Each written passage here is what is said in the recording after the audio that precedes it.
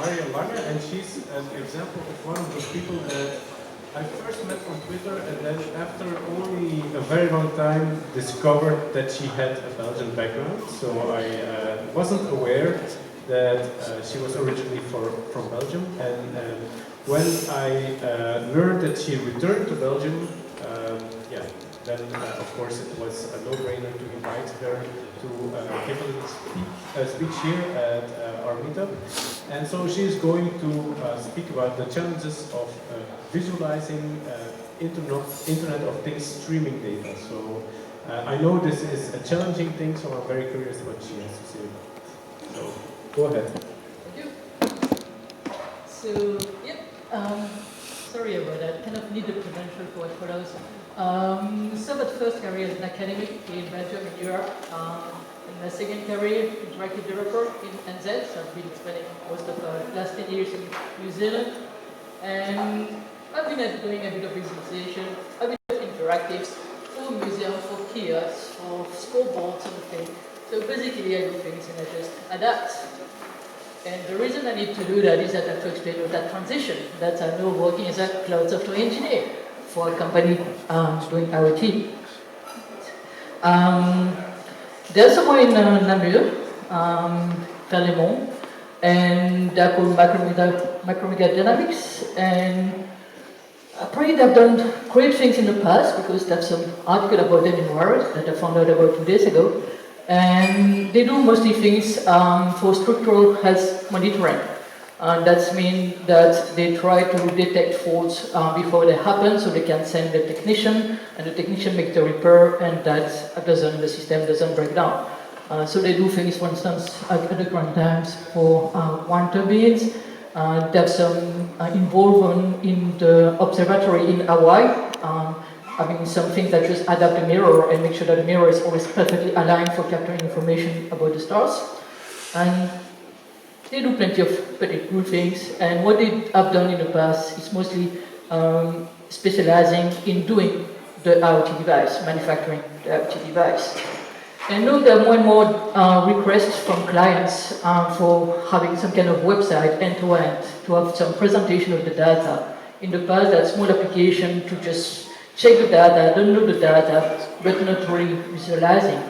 And one of the reasons for the demand is that some of the clients are doing work in the quarries and extracting minerals. So you put some explosive, you have a big blast, the rocks breaks, and you extract the minerals. But the problem is that it's Belgium, and not New Zealand where you have for 50 kilometers on the ships. It's Belgium, you always have people around. It's never far away from civilization, it's never far away from people living around. And so vibration, big blast, they just cause damage. And to reassure people that everything is done by the norms, according to all safety precaution, that thing will never happen to the house, that maybe there will be something from the start, grade 1, perhaps, but nothing beyond that. You need to provide information to the citizens, to the people living around, that everything is done by the norms, according to safety things. So that's a bit what they want, and they want websites to present that kind of information. And what we have at the moment, it's very simple. It's just we have some telemetry device. I brought some stuff there, and that's vibration thing. So they find house in the neighborhood, they ask them if they're okay, and they put that there, and that's just some accelerometers, like your phone, so you can squeeze it, and if you have a big bang, you just detect the blast. And what you see there is that kind of big blast that happens once a day, and And the type of visualization, it's pretty standard. Everything is pretty what the industry uses at the moment. It's nothing exciting. It's very, very boring as visualization. Nobody really goes behind that. And so we have things that are real-time monitoring, seeing the blast, and we have things that guarantee that we are within the norms. The line that has a weight shapes corresponds to line 2, DIN 4150. That defines some norms that says that all the vibration remains in a safe range. The reason it changed according to the frequency is that, like the test that you're in the singing, if you're more in the high pitch, then you can do more damage than at the low pitch.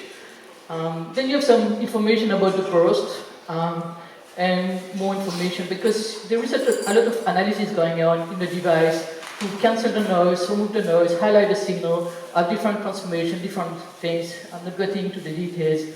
So you need to have some double check that one, you think that you are respecting within the safe norms, that the data that you capture are really corresponding to what they should be, and so you run a few checks and you investigate the event. And that's pretty much what it is. And the big problem there, the challenge, the title, is that we get into big data. So this 3V that I went down about volume, velocity, variety, each little thing there send a signal by default every 30 seconds. So we have about 3,000 data points a day, 20,000 a week, 80,000 a month. So the big issue then start to, if people ask for a year of data, well, that's kind of a very long wait to have all this data. So we need to come up with some strategies, and I'm going to get into that a tiny bit. Then there's this issue of variety. What that companies try to do is that you see you have this thing, and for the moment there is just one slot for that accelerometers. But in theory, there are 8 channels, and each one of these channels, they can put any captor they want, any sensor they want, and measure any information about temperature, about vibration, about air pressure, about pretty much anything. So we could have potentially to deal with, we don't know quite yet, apparently a new client is having some railways in Melbourne, in Australia, and they want to make sure that the heat doesn't deform the railway, and they need to just have some trackers for cracks or distance, and don't ask me the details for that, I just started. And once you get the data for one specific measure, then you also get a lot of statistics, average, root mean square, minimum, maximum, peak data, skewness, and so on. So you have all that diversity, and that's kind of that aspect of complexity. And the slide that follows explain why things are so boring. The other problem you have is that when you start playing with that, is that the range of things you have to consider. Here in this team we just started, we had 2. And we have to deal with the aspect of, at least there is a team doing all that, and they have expertise in that, doing all the ingestion and getting data from the telemetry device into our IoT hub. But then there is the aspect of transforming the data, having this notion that we call in the cloud about warm path, hot path, and cold path. Hot path is anything that you want to do where you react immediately to the information you have. Here we have a system that if for some reason the signal gets a bit too close from the norms, the person, the manager, receives an alert on his phone directly. Within 30 seconds, I don't know what's the timing, but he just gets something that says, ooh, something is going on, you better go and check. And if there is something repeated events that are a bit weird, then there is an email that's being sent, and they say, look, there's been these 3-4 events there, maybe you want just to go and check that everything is according to plan.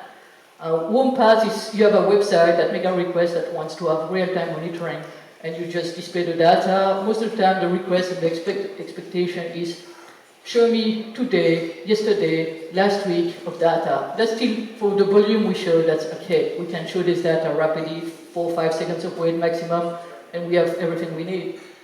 Then there is the notion of more cold paths, which is archiving and trying to eventually have analysis. Let's see if I can. I think that's going to work on the keynote. But the little thing there on the side, say foresight, insight, and hindsight. So predict the data, what will be next, what is happening now, and try to understand, analyze the data, the patterns, the trends that have been happening over the last year. So there are all these things that start to be kind of huge scope, without forgetting that all the data come from very different domains, potentially. You have wind turbines, you have observatories, you have another system for detecting vibration in the human body. So that's kind of explained to all that. Once you get into archiving and stuff like that, and there, I don't know people who just do that yet, and one of the things I'm interested in today, and my reason for presenting some work that is really starting and not really solid yet, is if anybody of you already does that kind of research or that kind of thing, just let me know, get in touch, and we talk. So there are things that in the future I think we'll have to evolve to and try to understand. One aspect is data reduction. how to just don't sample data but still keep the relevant patterns, trends, and stuff like that. The other aspect is data summary, which is more sequence detection. There's some what they call the notion of signature that come into the signal. The good example is with my watch. That's my watch is able to detect that I go from walking to running. That's a significant event. That's an event that has some importance. And try to find a way that a year worth of data being able, oh, okay, these are the events that were abnormal or the events that was weird and strange and stuff like that. And probably there is a huge number of approach or whatever that can be used. I've just read, downloaded the image, put them in. If you know more about them, I'm interested in hearing. And then the other aspect where real time, we have the big data, and there is all the streaming aspect. And there are more and more techniques for doing machine learning on streaming a signal, which pose still other problems than normal signals. And I think that's it.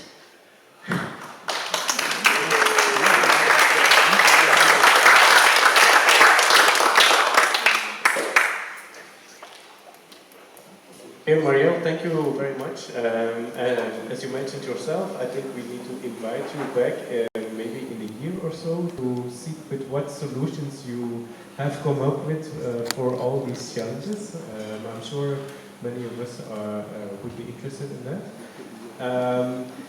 So thank you, Marielle. Our last speaker is Tim Dries. He is an employee of Pistory, which is a Tableau agency, or I'm not sure if you call it an agency or a Tableau consultancy business. And he will talk about the Iron Viz competition.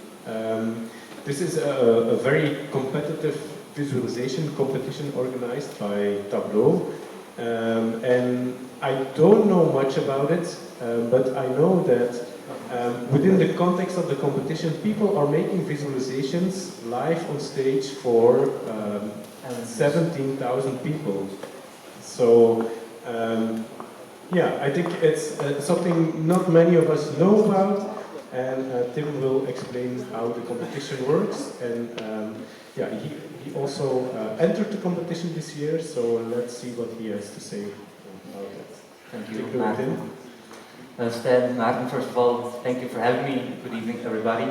I will tonight talk a little bit about a competition called Iron Viz. I already heard the word boring tonight. Well, whenever I'm at the bar drinking beers, sometimes people, oh yeah, you do something with data and data viz, right? And I tell them, it can get pretty exciting. And that's exactly why I wanted to talk about the Iron Viz tonight.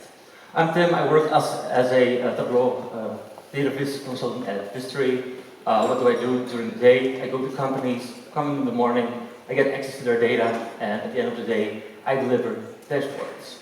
We are active in France, Belgium, UK, Netherlands, etc. I'm not a mapper, I'm not a coder. I have a background in sociology and statistics, and I became a philosophy teacher once. So, Tableau is my tool of choice. Of course, I'm very open to all other kind of tools, but when I'm at the clients, I use Tableau for visuals. Now, of course, I'm not sure who of you have ever seen this. The landscape of data viz and data tools is very fragmented, so it's clearly impossible to really be up to date about everything. Tools I use in my daily job is Tableau, also in combination with R or Python, because it can be used making use of the external connections. Of course, data is never ready to be visualized or modeled upon, as most of you in the room probably will know. So Tableau Prep, which is also a product from Tableau, can be used to pre-shape your data and, thank you, to get ready for vizzing. We don't only do data visualization, we also use DataIQ for it's a collaborative online data science platform, and also their sister company, we do sometimes optics. Alright, Iron Viz, what is it? If there's one thing which is very nice about Tableau and which made me fall in love with it from the beginning, is the fact that it has such a very big community. That does translate in the fact that every year they organize a competition. And it has become quite big over the years. And as they say, the fact that you learn something from it is more important than actually winning. As they say, win or learn, you can lose. So I will tell you what is it, how does it work, the themes and the visits. I will tell you something about my submission in the competition, and I will hopefully excite all of you to try and engage in the competition as well. If they ask me what is it, the analogy has been made with it's Iron Chef for visualization, it's a fighting competition. For me, yeah, it really looks like a boxing match for data geeks.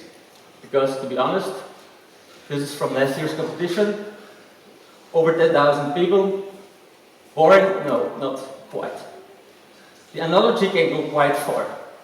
You have a host who is there to make sure everything goes well. You have the judges, because there's some sense of objectivity, of course.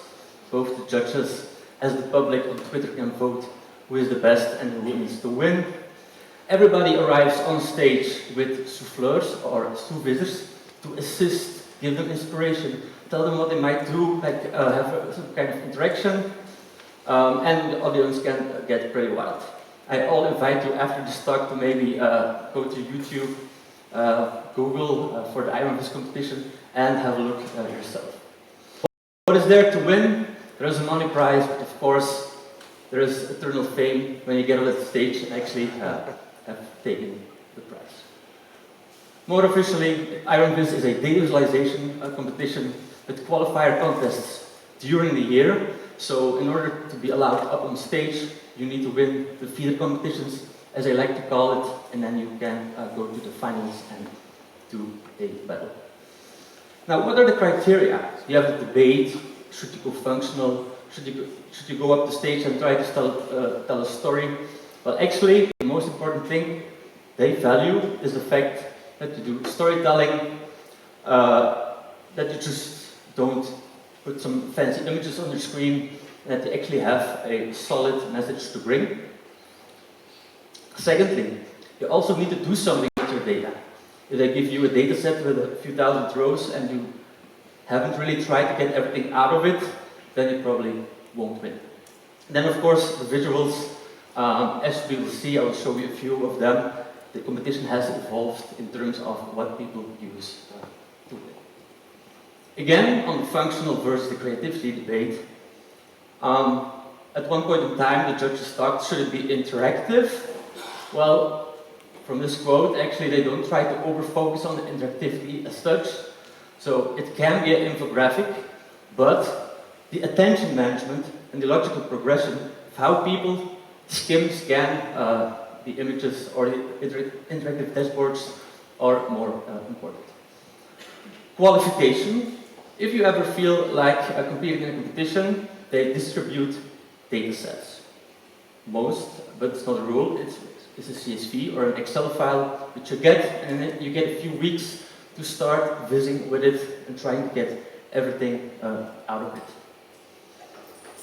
In the beginning, the competition was slightly different. When you entered up on stage during the finals, you saw your data for the first time. Times have changed, so now during the finals, you really see that on stage the results of the visits really differ, and that there has been some critique on it, like, yeah, it used to be that I really didn't see the data at first, and then it's really a competition. Both things work, but it really depends on what you like. And of course, it's software like you to really show what the software is capable of. Now, I don't need to tell you that 8 years is a pretty long time in tech, especially. When we have a look, I took a few ones from the early days, 2011, 2012, on the left side. You see that, like language, visual representation is a language itself, the approaches have changed quite a bit. Now, don't get me wrong, in 2011, these visits on the left were top of the bill visits, and they were functionally driven. And yes, when I'm at a client, I need to work according to some standards, y-axis debate, for example. Well, you can clearly see that in the past few years, the creators and the contenders have taken quite a bit of freedom, let's say, in building. This is the one of 2012, as I said. Top-notch visual representation back in 2011, making use of the basic functionalities which are there in Tableau, but to scatter plots, a table, some interaction. This probably won't let you win the competition today. Another one from 2012, again, a map, bar chart, line graphs, etc. This is from more recent years. The theme in this case was music. You clearly see that they really go away from the basic functionalities of Tableau and try exploring what is possible. Also one from 2018, I'm not a mapper, the more abstract maps, bar charts and maps, all these new trends are really Also, Martin said earlier this evening, is this also Tableau? So this is one of the contestants, or the feeders of the competition. You clearly see that they are taking their creative liberty lately to create dashboards. This one is from 2018. There's a running joke going on that, yeah, the black dashboards are winning lately. I don't dare to say that's a trend, but you see that people try to differentiate. Although the purely functional ones, like this one, are still there as well. This one is, I will tell something more about later, two dashboards. But I haven't told it yet, but do note, these things need to be built in 20 minutes. That's the whole clue. So everybody's sharing to be able to make this in 20 minutes. Now in the beginning, as I said, they didn't know the data set up front. So in the beginning, you saw really people typing in the calculations, typing syntax, etc. While as in the more recent periods, people are allowed to prepare their tooltips in a Word document. Even the calculations get copy-pasted. So yeah, you can be positive or negative about it, but the competition has changed a little bit. Now I hear you thinking, I don't use Tableau, I have used it once maybe, and I probably won't be able to win this competition. It has happened that people win this competition with even less than 12 months of experience. So if you really are into data vizzing and you are prepared to really start learning, it can be done. My friend and colleague Timothy last year went to New Orleans and actually won the competition. So a Belgian from Mechelen went there to viz in front of 10,000 people, took the prize and came back. So it's doable. Last competition I joined, I never participated and I had by now probably made over 1,000 dashboards. And I said to myself, okay, let's give it a try. The topic was migration. You get a So the topic was migration, we got a data set, and for me the main reason to participate was when I go to a client they want to see functional dashboards. I will talk about it a little bit later. I dare to say that I'm inspired by Stephen Few. This is a very old one, so rather clean, not too much creativity going on. So for one time I said to myself, okay, let's just go for it. Y-axis, nobody needs that when competing this time. So I really opened registers and tried to go out of my comfort zone and build something I haven't done before. As I said, the data is just a plain CSV. Excel, you can do whatever you want. You can you can prepare it, you can use external data sources, so no limitations there. Tableau Desktop also comes, if you have Tableau Desktop with Tableau Prep, which is free if you have the license. Joining, transforming, even since the last release you can add Python and R scripts in there, so possibilities are very big. What I said to myself was, okay, go for a big centerpiece. I never made a chord graph before, so I tried to make it in Tableau. There are quite some resources available, so I had to go at making it. It's not an out-of-the-box visualization. So I took the challenge, trying based on what there was in the community, to recreate it. The hex style maps have become quite a trend in a lot of visuals you see lately. I try to incorporate that as well.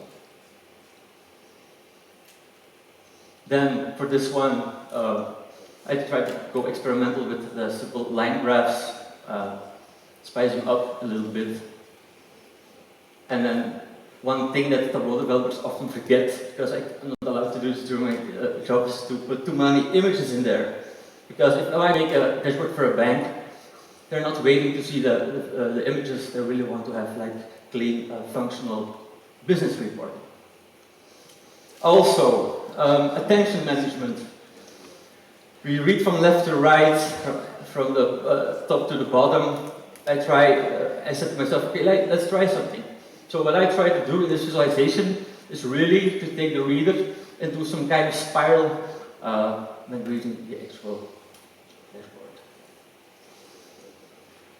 The competition was in August, so I was in full holiday modus. I also said to myself for the first time, don't put too much effort in it. So I spent one evening for a data preparation and then 2 days of Tableau development. So unfortunately I didn't win, which is okay because the most important thing is that you learn something from it. I all invite you to go on the internet and look for the winner and check what he has done. It was for the Associated Press, so really clean stuff. He also took the color patterns from the newspaper. Very, very nice winners. Now, to come to the conclusion, I hope I've given you an idea what IronVis is all about. And this is a distribution of participants of this year. At the bottom, you see, I was the only Belgian competing this time, so hopefully, next time when the competition goes out, I hope to see more Belgians, or at least people from in the room here, to participate. I got the question, is it free? Of course, Tableau Desktop has a price. The Tableau public one, however, is for free. So you can download the software, create your own business with it, and upload it to Tableau Public, which is for free, available for everybody, and a really, really crazy big resource to really learn, because you can download the workbooks, investigate them yourselves. If you don't know where to start, there are quite some nice initiatives. It's called Workout Wednesday. You get specific tasks, like how do I make this kind of graph, how do I make this kind of graph. So check the website if you don't know where to start. And if you ever want to get into the information loop, get your mobile phones, start following #IronVis, Tableau Public, etc., and you will get in the loop and hopefully start participating as well. That was it. I think I had a video ready, but I don't think that's possible right now. So thank you for your attention, and hopefully see you next time.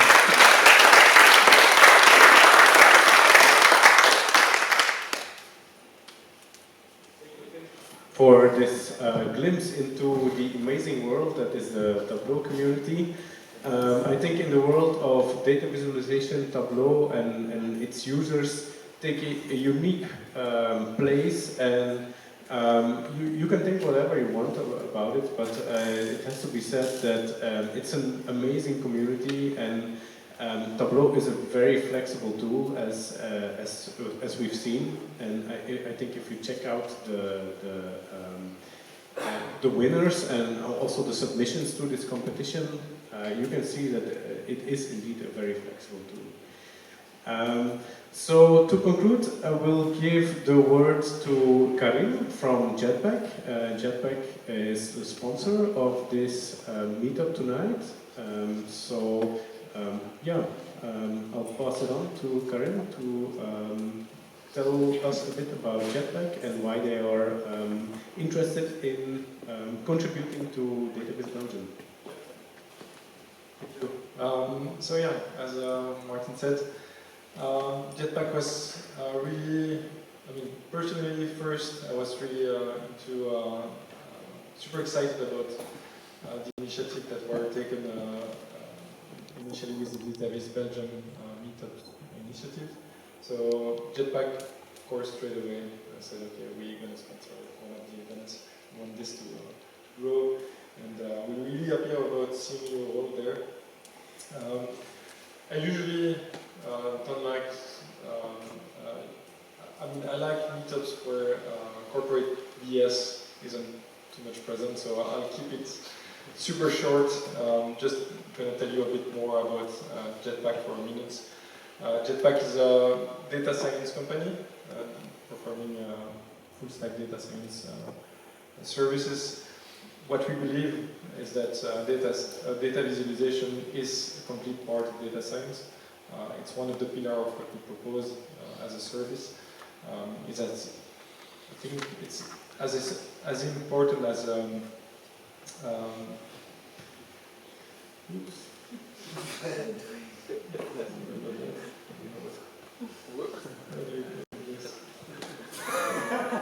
Nice email. So yeah, we think data visualization should be part of any data science project. We do a lot of it customized.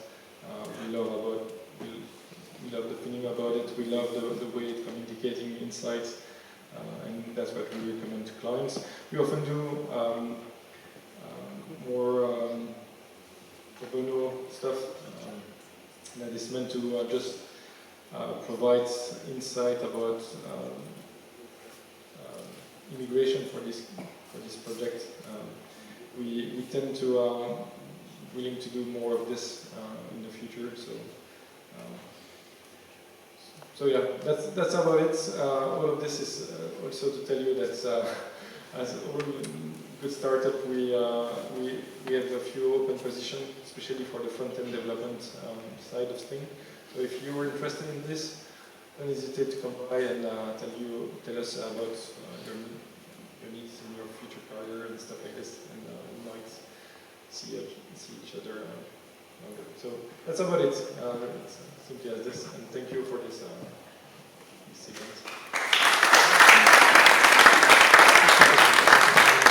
Okay, thank you, Karim. We've come to the end of the presentations. Please feel free to hang out a little longer. The bar is still open. I think, yeah, on each episode or on each event of the meetup, I'm amazed by what the speakers have to tell us. And so I hope we can keep this high standard for the next events. And please don't forget the Database Belgium Academy that we're trying to set up. I have noted down a notebooks workshop. We might do a D3 training or ggplot. So I'm waiting for the demand, but then the offer will also come. And our next event might be in Antwerp. We'll keep you posted through the meetup, and we'll also keep you posted on the date of our next event, of course. So thank you very much for attending, and I'm already looking forward to the next event. And yeah, let's hang out a little bit more. So thank you very much.